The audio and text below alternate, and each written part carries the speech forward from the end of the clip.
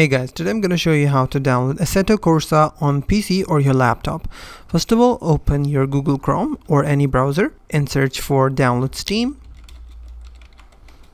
Hit enter, click on the top search result. Now from here you have to click on Install Steam. You have to install the Steam software on your computer. Once installed, you have to open the Steam. So this is how Steam looks like.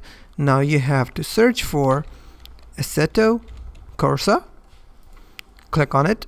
From here you have to swipe down just a bit until you see some options to buy this game. So you have to just simply click on Add to Cart, click on View My Cart, and then continue to payment, and then you will see a list of payment methods, for example PayPal, Visa, MasterCard, American Express, Discover, and JCB. You have to select the payment method you're comfortable with, click on Continue. Once you bought the game, you have to go to your library. From here you will be able to see Assetto Corsa on this list. Click on Assetto Corsa. For example, this crab game is Assetto Corsa. You have to click on it and just simply click on Install. Once you click on Install, the game will be downloaded on your PC or laptop, and that's how you can download Assetto Corsa on your PC or laptop. If you find this video helpful, please hit the like button and don't forget to subscribe.